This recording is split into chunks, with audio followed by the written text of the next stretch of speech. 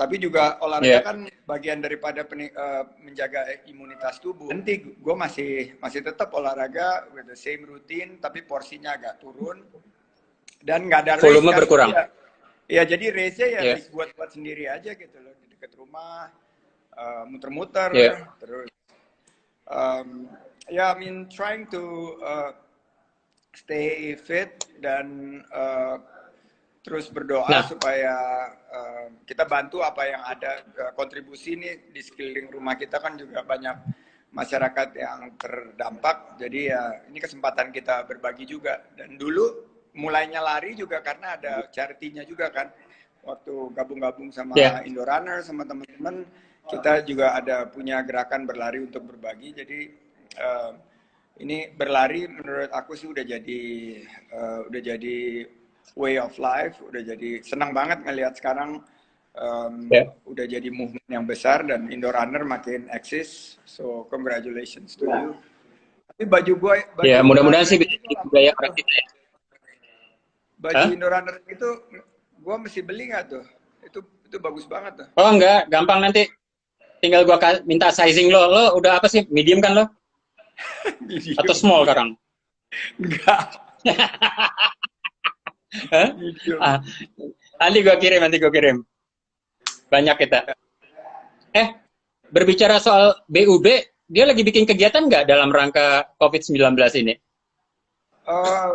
Kita ada beberapa kegiatan. Kemarin kegiatannya adalah disinfektan. Kita keliling ke pemukiman padat untuk kasih cairan hand sanitizer sama disinfektan. Jadi kegiatan kita masih tetap bergulir.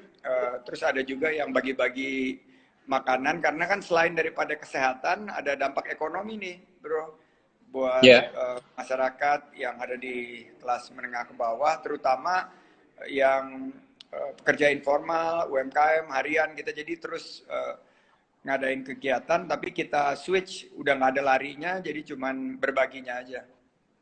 Oke. Nah, di Indorunners kan kita punya program namanya Lari untuk Amal Sosial. Iya. Lari untuk Amal Sosial ini kan yang kepalain kan si Luas, yang ngepalain kan si Bro Holip. Iya. Dia itu akhir Maret sini dekat rumah gue, dia lagi melintas gitu. Patroli dia. Patroli dia. Sendiri dia lari sendiri. Terus gua lagi crossing Patung Pemuda, dia lagi ke atas ke arah Ratu Plaza. Nanti Ratu Plaza ya. Collab aja bro. Kita collab. Iya. Boleh dong. Jadi kita itu bulan Maret udah ngumpulin udah raise fund. Kita udah mengadakan 65 APD, kita udah serahkan kepada Rumah Sakit Cikini sama Rumah Sakit Persahabatan. Kemudian batch kedua itu juga sudah kita serahkan 30 APD kepada Rumah Sakit Fatmawati. Nah, berikutnya nih, tanggal 19 sampai dengan 30 dalam rangka Hari Raya Kartini, tanggal 21 kan Hari Kartini, kita itu sedang menggalang dana untuk para medis Kartini. Jadi tujuannya untuk menggalangkan dana untuk menjadikan APD yang nanti akan kita distribusikan kepada mereka. Cukup gampang sih. Jadi nanti tinggal kita bekerja samanya dengan Kaos ID. Kaos ID itu, ntar gue kasih lihat, ada di sini. Gampangnya tuh ke sini. Ada website namanya Kaos ID, ada event untuk Mo Indonesia. Nah nanti kalau masuk ke sini ada programnya Indorunners Kartinimu. This one. Oke. Keren. Ya, jadi nanti tinggal register aja. Di sini Indorunners nanti akan mematch your donation, tapi dengan platform ya. Misalnya lo ngasih Rp10.000, nanti Indorunners akan nge-match another 10,000 di top up ke situ. Tapi kita punya ceiling sampai dengan 10 juta lah. But yeah, everybody's welcome to menyumbang, dan gua rasa juga garda terdepan untuk memerangi COVID-19 ini masih sangat membutuhkan bantuan-bantuan kita. Karena seperti kita tahu APD itu kan ada umurnya juga ya, nggak cuma bahkan beberapa satu kali pakai dan harus sudah tidak bisa terpakai lagi gitu. Sementara kalau kita ngeliat progresnya sampai dengan sekarang yang di rumah sakit masih bertambah, ya alhamdulillah sih yang sembuh juga udah mulai banyak, kalau nggak salah sampai nembus dengan 10%, yang meninggal juga insya Allah masih bisa ditekan gitu ya. Tapi kayaknya sih kebutuhan mereka tidak akan berturun, masih banyak yang memerlukan. Jadi mungkin kita bisa kolaborasi juga tuh antara si Luas sama berlari untuk berbagi ya. Saya rasa juga teman-teman Boleh, Bro. pelari itu masih ya. Nanti kita koordinasiin aja ya. Siap. Mungkin Bang Sandi Una juga bisa nyumbang lah, gampang kan? Tinggal tekan cek aja. Nanti gue kirim bajunya kalau udah. COVID-19. So lu cek gambar gua renyek, katanya ada yang bilang renyek. Kan jelas kan sekarang udah wifi-nya. ya wifi-nya kalau ya mungkin karena lighting juga, Bro. Oh, lighting. Bisa jadi lighting. Ini Uh-uh. lighting. Kalau begini gimana? Ya. Oke, sip. Kegiatan lo selain olahraga apa segala macam, oke, ini kembali ke masalah lo ya. Kalau gue itu mau nggak mau nih di zamannya COVID itu sangat parno dengan kalau misalnya gue udah ngerasa pilek apa segala macam. Jadi gue itu punya satu tips untuk mengetahui diri gue fit apa enggak. The first thing that I do in the morning adalah ngecek pulse my heart, resting heart rate. Nah, resting heart rate itu kalau menurutnya WHO itu harus di antara angka 60 dengan 100. Itu sehat. Kalau lo di bawah 60 heart rate-nya, gue tadi pagi ngecek 44, itu masih bisa disandingin sama atlet katanya. Jadi mestinya super fit. Kalau lo ada tips nggak seperti gitu? How do you know? How do you feel? Karena kan kita nggak bisa ke dokter juga, nggak bisa terlalu sering keluar gitu loh. Untuk ngecek bahwa diri lo fit tuh apa? Karena kita kan udah olahraga dari masih sangat muda ya, Po ya. Jadi kan dulu tuh waktu Bobby nyuruh lari itu yang di angkatan gue yang bener-bener lari itu cuman mungkin finish dari lari ini cuma 3 orang, salah satunya gue, dan kita nggak naik mobil kijang, nggak naik mobil bak. Kita ngapain lagi lo?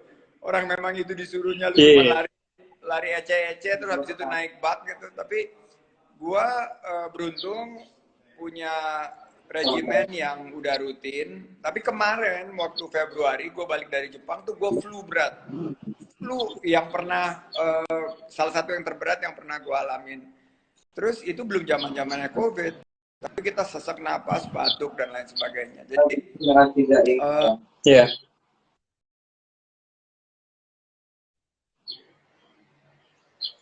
suaranya putus-putus. Signalnya lagi down.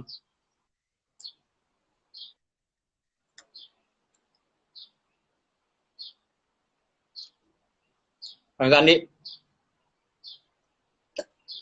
Suaranya. Nah. Kayaknya dia lagi makan nih.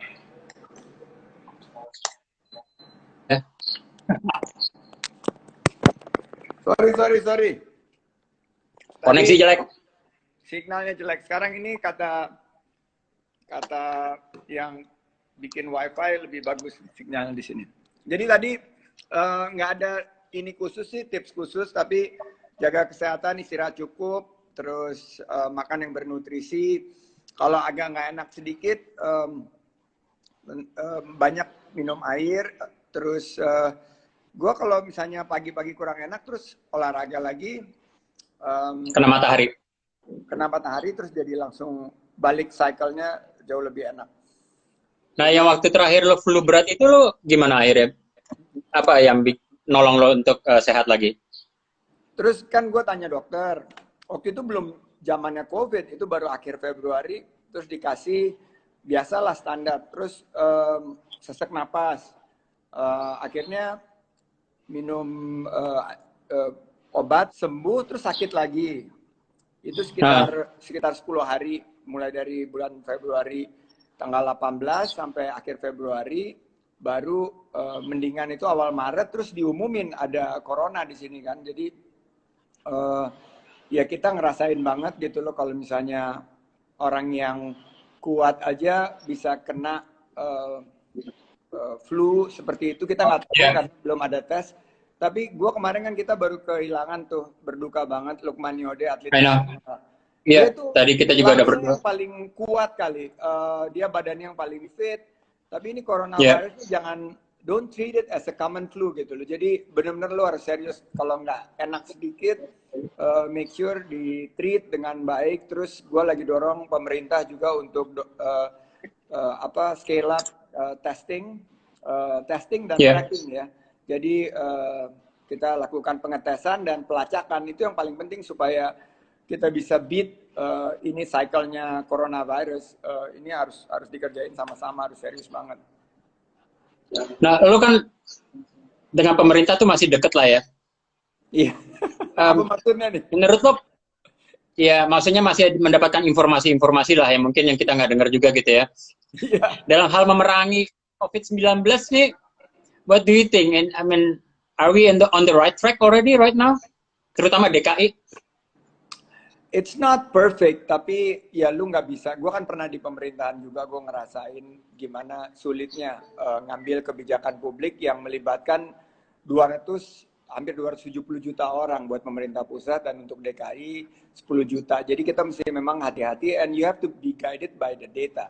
Dan berbeda-beda gitu, di Jakarta penanganannya beda, di daerah lain juga berbeda. Jadi kita mestinya mendukung sih, nggak memperberat diskursus itu dengan komentar-komentar yang memecah belah kita, tapi justru kita berikan peluang pemerintah. Pasti mereka sudah melakukan pemikirannya, mereka ngambil keputusan, terus kita ikuti. Kalau memang di awal-awal waktu itu gue agak kenceng untuk bilang bahwa kita harus lebih serius nanganin ini, dan akhirnya pemerintah mulai menangani, dan gue selalu bilang kalau ekonomi itu bisa diperbaiki nantinya, tapi masalah nyawa, kesehatan masyarakat itu harus diutamakan. It's about humanity.